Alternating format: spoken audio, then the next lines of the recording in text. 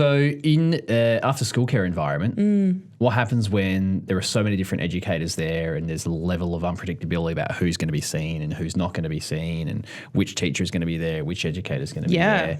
I guess for a young person, particularly if they're neurodivergent, that level of unpredictability can be quite unsettling. Yeah.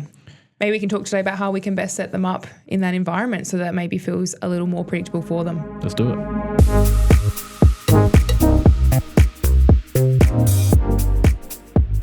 Hello and welcome to the Integration Station. I'm your host, Michael, a child and adolescent occupational therapist. And with me today is Eleanor. I'm also a child and adolescent occupational therapist. How are you, Eleanor? Good, thanks. How are you doing? I'm all right. Looking forward to getting through a couple of questions here. Some feedback too? Yeah, absolutely. We had a comment that came through from one of our previous podcasts on engine charts. Yeah. Which was really cool. And as obviously the question based on the scenario you had at the top of the episode, which having been as an after-school care worker, I've certainly seen firsthand. So very cool. Might be good to get your insights. Yes, it's been a while, but anyway. Put a few different hats on there. Yes. Anybody who does have any questions, like this young person that sent them through did, please send them through to our Instagram or TikTok.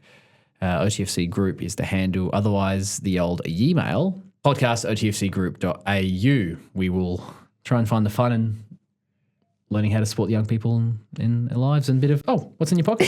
That's a bit of PD, Michael. There you go. We always like a bit of PD in your pocket around here, don't we? That's it. But first-time listeners, we also have some regular segments. Let's get into the first one. Activity of the week. Therapy, activity of the week. I did an activity on our big flying fox in the Plus Park. Oh, yeah. And this is like this giant, the big Bomax system, which is this huge, industrial flying fox thing. So it's quite a big setup. Anyway, and I had a big, truck tire, inflatable truck tire tied to a rope and hooked that up to the flying fox. And with my client, we're going backwards and forwards on there, riding it like a horse. Yeah. So I can't remember whether we're doing horse riding or jousting. I can't remember. This is a beautiful young boy. Who limited verbal, high needs, but he absolutely loves deep pressure. That's so good. And he's been really getting into his swing. So he fluctuates between needing big squashing, jumping on the trampoline and curling up to a ball, doing popcorn jumps where you jump and jump until their arms and legs come out. Yeah. Big sandwich squashes with crash mats and pillows, and then sometimes will fluctuate and want just high intensity vestibular input. Okay. On the swing, rotations, big movements. And so this combined both. So what he had this flying fox going full pelt, absolutely pushing him as hard as we could all the way to the end and back. And he was squeezing on so tight to the tire. Yeah.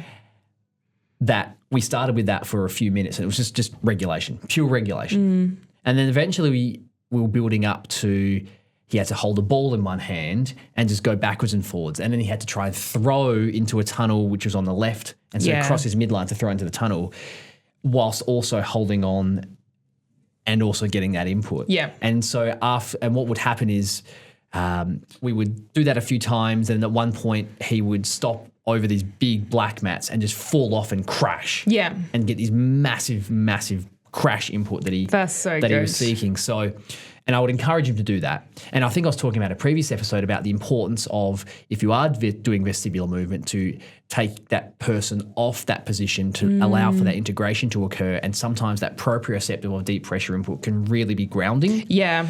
So I've seen for lots of times after I've done activities where there's a lot of high intensity vestibular input, or say post the vestibular nystagmus test in our easy assessment, some people get quite overwhelmed by that. And for those who may be familiar with the astronaut program or other vestibular based, SI adjacent programs, they talk a lot about things like breathing and deep pressure and, putting hands on your head and forcing pressure down through your joints, almost like compressions, to provide input to be more grounding post a lot of that vestibular input.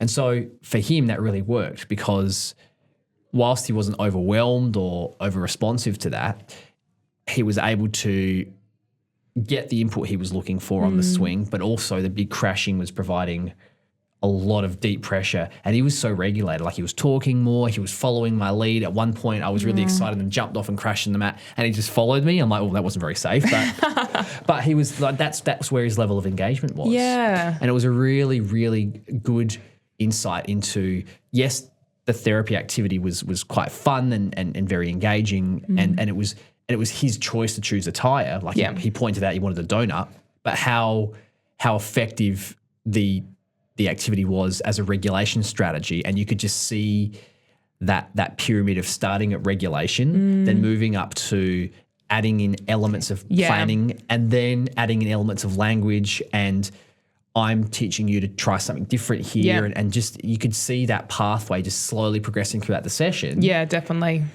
To the point where I think after about 45 minutes he was just done and he was ready to go. Yeah. But he was regulated. And having worked very hard over a long period of time. So yeah, it was really cool.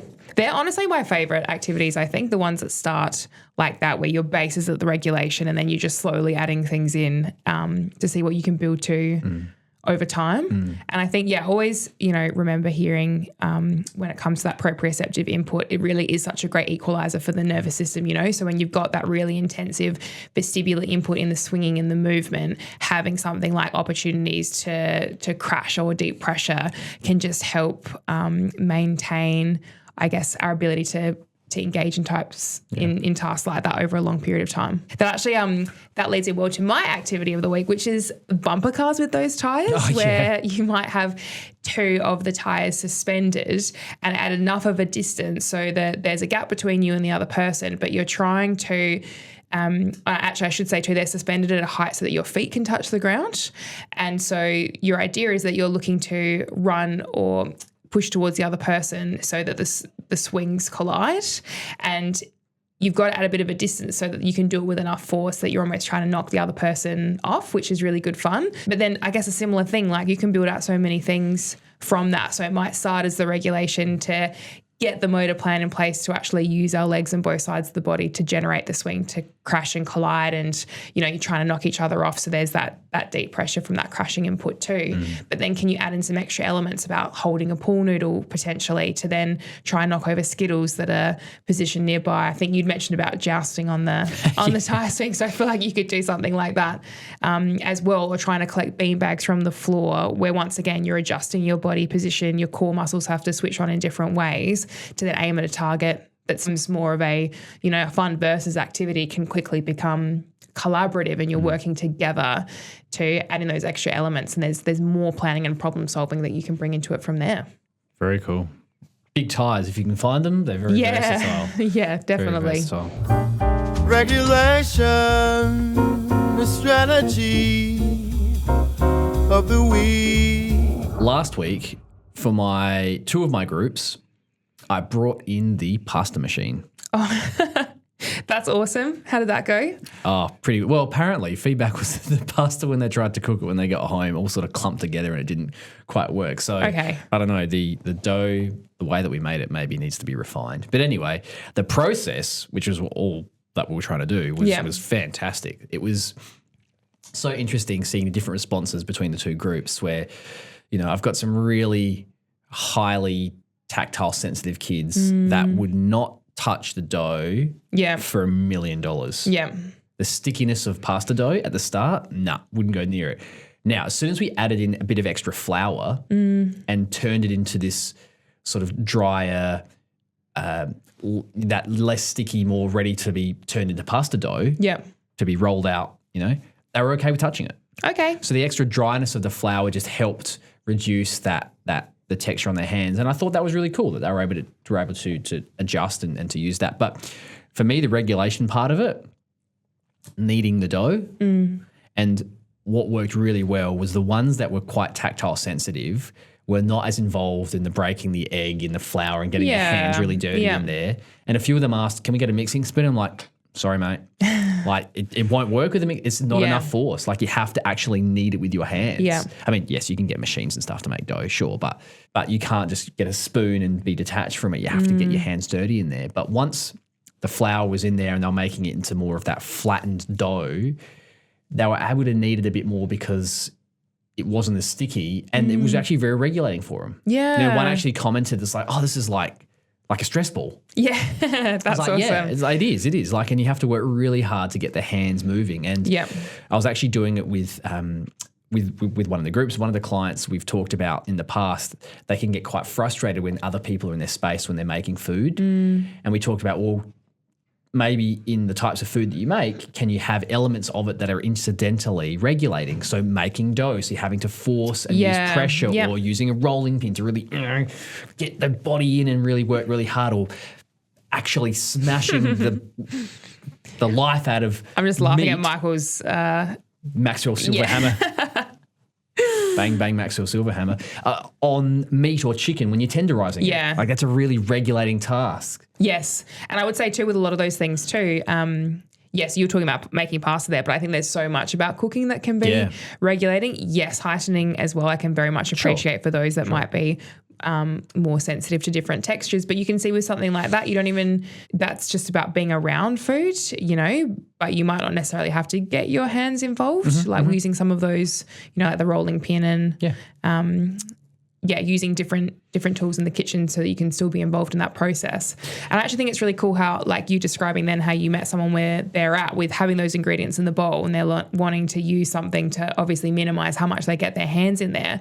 But if you can help with the initial stages and then introduce them at a point where that sensitivity is maybe not as prevalent, I think it could be very easy to skip past that then and be like, oh, well, I'll just do all of this then for you. But you'll go, look, I'll start it off and then let's revisit. And that was obviously really successful for them. Yeah, it was. And I think that's where it's so good to be able to be, like, if it's any regulation strategy or therapy activity, we talk about it all the time, like you having done it or being involved in it gives you an idea of that experience of what it's actually like to go through it. Yeah. And so you can start breaking down and grading, okay, I won't get you involved at the cracking an egg in some flour when it's like gloopy, but later when there's heaps of flour and it's all mixed up and it's a little bit more together, maybe you could come in there. And so with the pasta machine itself, if everybody's ever made pasta with one of those, classic Italian pasta machines, the turning through the dough, like there's that's regulating as well. Yeah. Like having to really force your arm through there. It was a really enjoyable, at times stressful, sure, but enjoyable and regulating activity. And everybody just enjoyed the process. I was just about to say, I think sometimes it's okay if what you're experimenting with there, it's not necessarily about the end product, but just the process in itself and that meaningful doing and the input that it can afford. Absolutely. Well, as we mentioned at the top of the show, we had a question that came in and it was about the after-school care environment. So the question was, I was wondering what supports could be used in an OSH or after-school care environment to support a consistent routine for a younger friend who comes in every morning but may see different educators each day. How can we support a smooth transition to class when every educator has a different approach, looking at visual schedules, etc.? Such a good question. I think it's really cool to hear this team thinking about that, because I think even in the question here, you can hear that even though the space and the routine might be quite familiar, what it actually looks like is quite unpredictable and can change from day to day. So you can imagine for a young person, and particularly a neurodivergent young person, where knowing that you're consistently coming into a space where you're not sure what that's going to look like can be quite anxiety provoking and can certainly create a degree of uncertainty about how that morning's going to play out. So I think really good to be thinking about in amongst that, well, how can we make that more predictable and safe for them? So what strategies do you reckon might be able to help with this?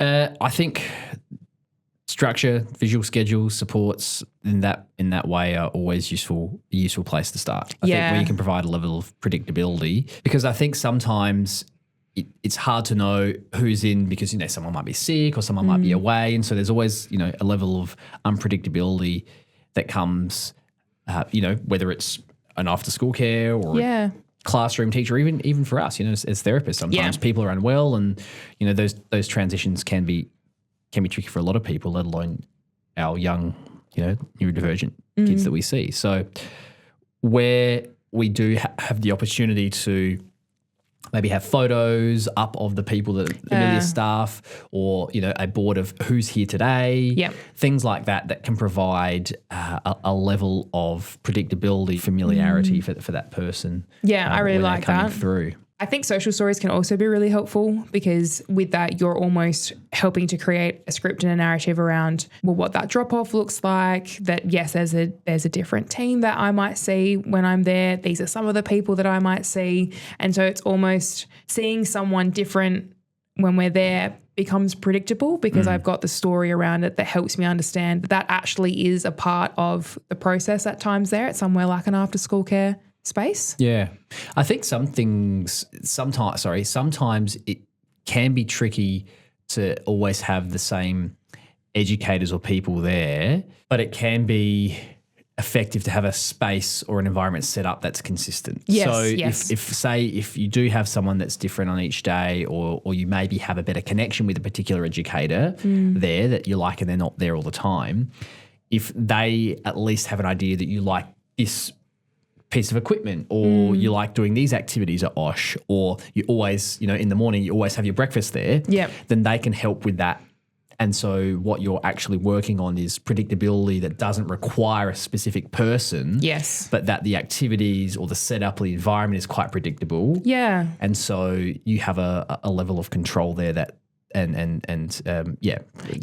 I mean, and that makes a lot of sense too, doesn't it? Where it might be that the person's different, but that little person knows, well, every time I go to OSH, I say goodbye to mum or dad. I walk into the space. I do this activity first, and one of the educators for the day will come and greet me and help me with that. So I think that, yes, that creates a sense of predictability, and you could almost be making for a plan for the remainder of that time there when you're doing that first activity. I even think about for ourselves, as we talked about sometimes, a therapist might be sick and they may be having to, a young person might be having to see another therapist for that session. How do we support that? And we have notes, we have handover information, we have consistent activities or words that we might use and ways to approach that. Yeah.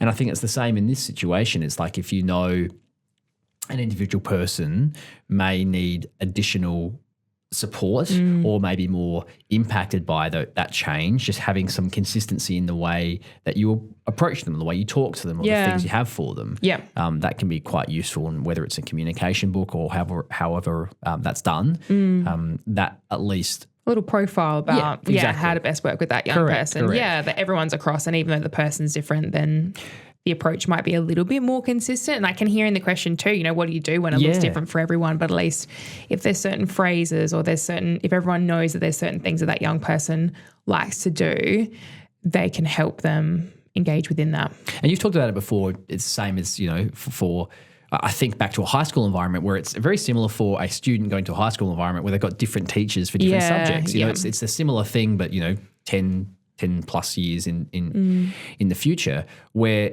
you mentioned, I know you were talking about in a previous episode about one of your clients where you did a bit about me and like this person and what they like and how they like to be spoken to, and that can be just done in a page. Absolutely. And it's just a really quick summary of this is me and this is how I will, engage in this environment. If you can do this, then you're halfway there to making it safe and supportive. Yeah, absolutely. Safe relationships can make such a difference for that young person. And I guess, when I think about a space like this, it might be very easy for a young person to connect with a particular educator and form that connection with, and then they naturally gravitate towards them. And maybe those opportunities to deepen that connection with other educators looks a little bit different.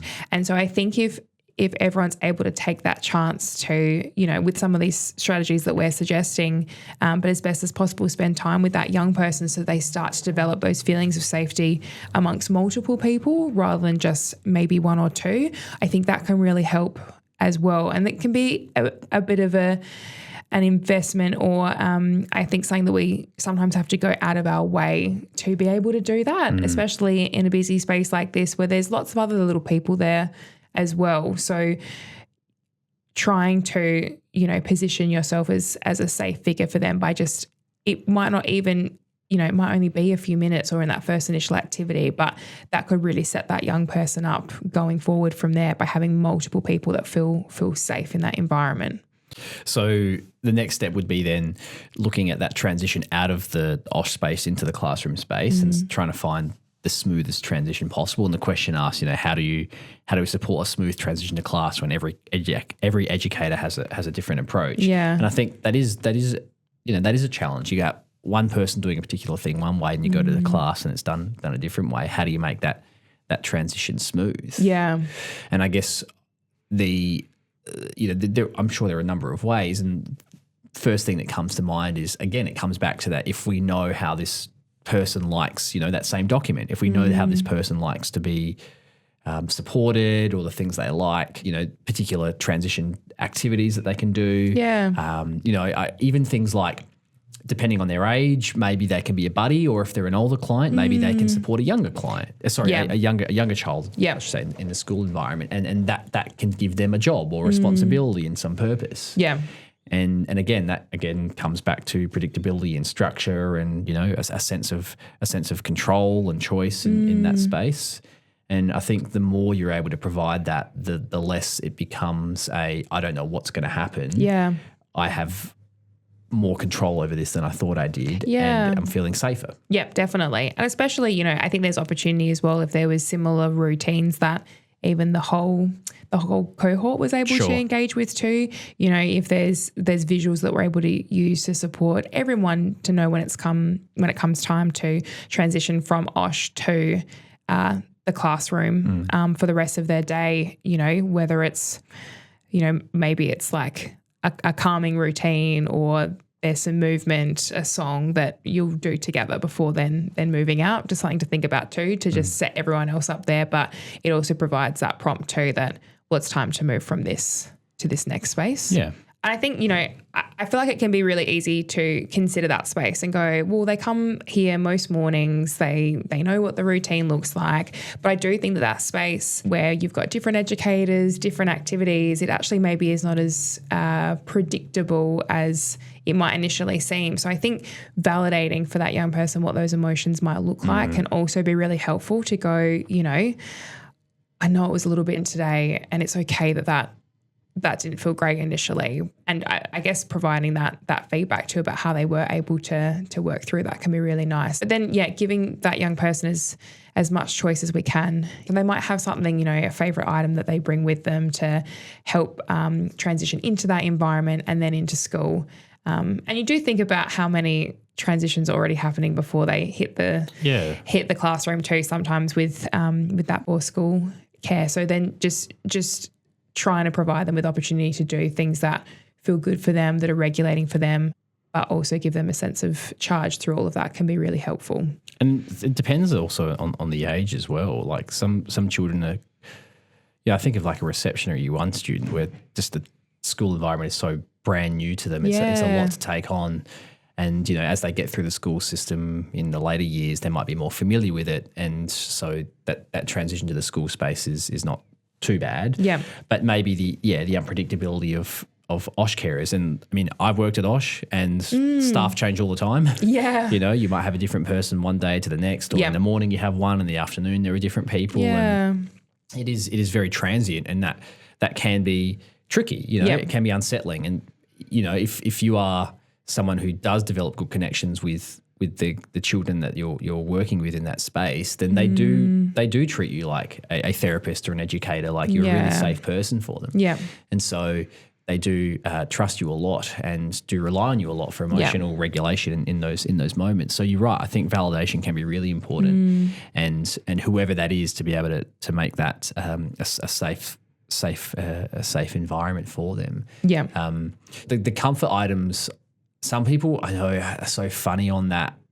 They're like, oh, no, I don't want to give them something to take with them, or I don't want them to have that toy with them. But I get it to a degree too. I think you just got to do what feels right. Yeah. But you've obviously got a different thought around that. No, I You're don't. not sure about it. I actually totally agree with it. I think that some people are very, not anti, but maybe don't see it as what it's for. People see it as they're not able to transition away from something, whereas I see it as they need that to help with their co-regulation. Like it's helping them co-regulate. If you take that away, then you're actually making it much harder. Yeah, they've got to find other ways to do that. Correct. So there are certainly benefits to that as well. Yeah. But yes, I think, in summary, that provision of structure, I really like the idea of being able to develop a social story that is they're going to be different people, and that's okay. And how we work through that that's, something we can work on together Yeah. and making that a really labeling that in a story can be really useful. But where you can have consistency, where you can provide transition tools, toys, a buddy of sorts, those sort of things can be really useful to support a transition from one space to start the school on the right foot. Yeah, absolutely. And I think even that recognition that it's moving between those different environments, that actually it might be enough for that young person that transitioning away from caregivers into the before school care space, then transitioning back out, that might be enough of a demand for them actually for the morning. So then just meeting them where they're at, focusing on creating as much of a safe space, regulating space as we can, preferred activities and help guiding them through that to then hopefully then set them up for the transition that's to come into the classroom and the rest of their day. Well, one thing you could do also is do a bit of a engine chart with them if you wanted to and look at that. But we did get some feedback actually from one of our episodes the other week about our engine charts, which is great. I really encourage comments and feedback from people about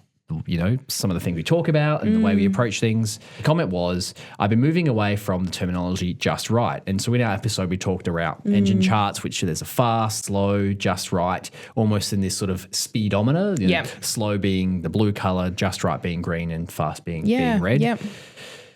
So the comment was, moving away from that terminology, saying that sometimes fast energy is just right for playing a chasey game or slow energy is just right when you're relaxing. They went on to say, I also wonder about kids whose arousal level are naturally higher or are naturally higher or lower, and the implication that they can't master the just right. Yeah. Which I certainly understand that. And I think when reflecting back on the episode, I definitely feel like we did talk about that. I think we touched on that in the perspective of if you're coming from a neuroaffirming lens to understand that there are some activities where, just right might be I need to be going really fast and my body is moving fast at the right state for that activity. And I guess the whole point of the engine chart is to help initially navigate someone to these different stages and states and help them identify that. But it doesn't mean you can't adapt that. It doesn't mean you can't change the colours or change the terminology or the wording. Yeah.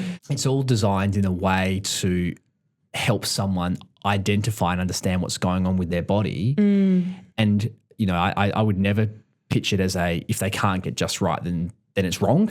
Absolutely. And I think, you're so right. I think that recognition, which we were kind of chatting through in the podcast episode, I suppose, where it's recognizing through each of those states, but there's no right or wrong way to be within this. And if it's certainly never intended to be, well, if you're not just right, then there's something that we're not doing as we need to. And yes, in chatting that through to go, I completely agree that sometimes fast is exactly where our body needs to be, and sometimes slow is exactly where our body needs to be. But I can also understand that if the language, there's no right and wrong about where we're at within this. It's just a chance to check in with our body and go, where are we at? Where do we ideally need to be for the activity that we're doing? And is there something that we can do to help us feel more organized, more settled in ourselves? I can appreciate that we've got slow, fast, and just right. That kind of, I suppose, that language I can see can give an implication that that's where we need to be. So perhaps there is an opportunity to go, I do get what we're saying, that sometimes fast is just right. So I suppose, I guess it's just trying to help label that ground in the middle when really we're trying to, help kids understand that that's a space where we're feeling really regulated and in control. So I suppose that's where the differentiation is, and that language around just right is an easy way to help them identify I've accessed what I've needed to be in this space. But I can also appreciate we've got so many, often the kids that we introduce this with, I'll be really honest, is the kids who run fast, and actually that's just their body naturally, and that's where they sit, or it's very easy for them. They're often in between that line of that middle ground into the fast zone. And so it might be harder for them to come back. Or I suppose the idea of using an engine chart is we want them to be able to, they might need more opportunities to do things to bring them into that space. If their body naturally runs fast, completely get that.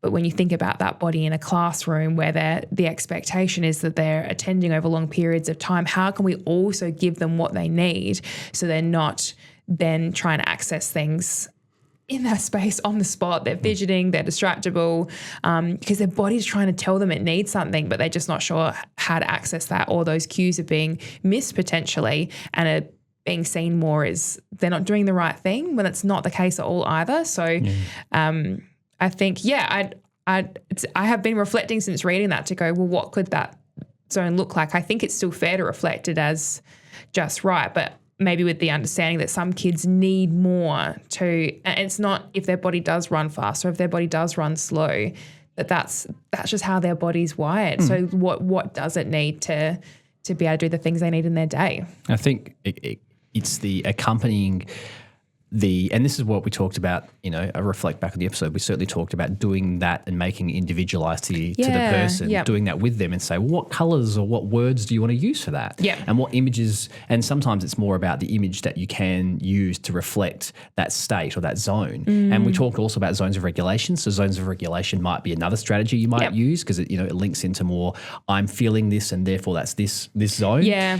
Whereas the engine chart is a slightly different approach. But But you're right. I mean, I think sometimes it comes down to semantics, and maybe just right is not the right word anymore. Maybe it's not about being just right. Maybe it's about when I'm running fast or when my body is involved in these activities, this is what it feels like. Yeah. And being able to identify that and strip that down a bit more and labeling it in a way that's effective for that young person to understand. Because yes, you're right. The just right terminology, or the fast and slow, is a terminology that was developed by, the creators of the engine program, and it's designed in a way that reflects how a car runs. So that's why the car is fast, the car is slow, the car is just right for what it needs to do. But you can absolutely change that terminology, and I have, and I've certainly used that in the past with clients where we don't even have words. It's just for sitting in the classroom, this is the zone I'm in and this is what it looks like. Yeah, that's why I can appreciate the zones of regulation, which we also spoke about in that episode. It's, I suppose, you're just labeling where you sit in each of those, in those different spaces, which can be really helpful too. So yeah, just definitely something to think about. I suppose, I certainly want to also reiterate that we're coming at that from the lens of to make it individual for that young person, so they're understanding about that. And I think where people can run into the problem is if they're like, oh, your body's moving fast, we really need to slow you down. I never use language like that, because that is just how that young person's body is wired to go, I can see your body's moving fast. What do you reckon your body's obviously telling you need something. So what can we do to give it that and see if we can, before we move on to the next activity, let's get your body ready for ROT sessions or for learning. I think how we use the terminology is actually on us to make sure that that's neuroaffirming and individual for that young person, and not placing any kind of, well, you're not doing the right thing if you're in the fast or the slow zone. Yeah, really good things to reflect on. I really appreciated that feedback, and just, certainly had me thinking a lot to make sure it does align with that neuroaffirming lens. Yeah. And again, as we said at the start of the episode, if people have questions or comments, then absolutely encourage that. That's what this podcast is for, is to educate people and support them in understanding what OT looks like and how it can benefit them in day-to-day lives, and bit of PD in your pocket, as we say. Yeah. And the PD can come from the lived experience of people as much as the OTs that deliver the therapy itself. So, yes, if you have any questions, please send them through to us. We'll answer them, feedback otherwise. But anything else before we finish up today? Nope, just our shout out to Fletch, as per usual. Hope you're having a good day, and we'll see you guys next time. Thanks.